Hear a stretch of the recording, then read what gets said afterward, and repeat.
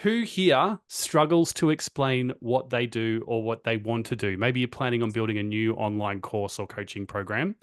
The visual clarity tool. What I will say for those of you that don't have your niche yet, or if you're not ready to commit to a niche yet, when I first did this work myself, I had nothing but a blank piece of paper and I stared at it for 3 hours until I came up with something, and it has grown and evolved over years. Your niche is never going to be static. Your message is never going to be static. So just embrace it, have some fun with it. You might surprise yourself. Something might come out on the page that you haven't thought of yet. What I want you to remember, crew, is the simpler that your program is, the easier it's going to be to explain it.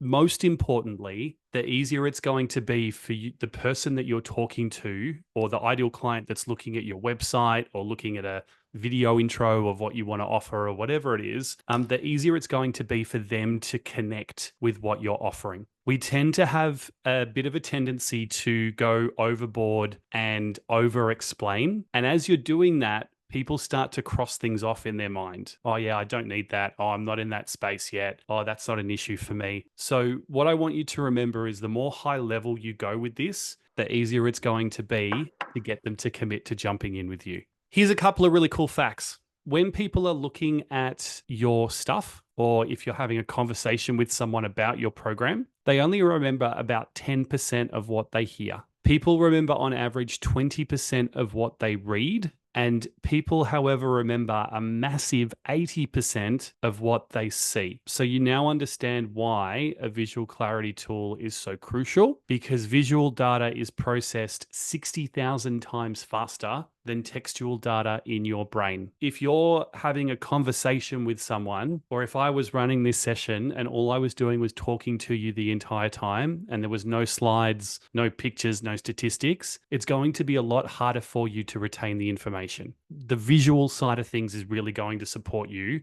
to help people understand what it is that you want to offer. The other scary truth, my friends, is the human attention span is sinking. So in the year 2000, we had an average attention span of 12 seconds. We now have an attention span, I should say, of 8 seconds. A goldfish has the attention span of 9 seconds. We need to keep them engaged, crew. You will all know this. One of the big things that we teach in the mentoring program is to get to the point as quickly as possible, especially when you're recording video and doing social media. I don't want to start my video by going, "Hey guys, how you doing? Oh, it's such a beautiful day. And I've been doing this and I've been doing that," right? I want to go, "Hey, I want to teach you the 3 things that you need to do to get more clients." And then everyone's sucked in. You can say the hello and the intro and stuff afterwards, but you've got to engage people straight away, especially when you're talking about your programs. The other thing that I want you to remember is to speak their language. And what you need to remember is the language that you find is second nature is not the language that your ideal client might understand. If you haven't started to do market research on your new product or service yet, highly recommend contemplating how you can do that. Who can you talk to? Who do you know in your niche? How can you play with the language so that when you do start to build out this new messaging and your visual clarity tool, you can start to adopt and use their language. Somebody else mentioned this. You need to excite them and you need to convert them. Now, I mean convert them as in convert them into believing that your program is right for them. There are 2 things that we need to do here.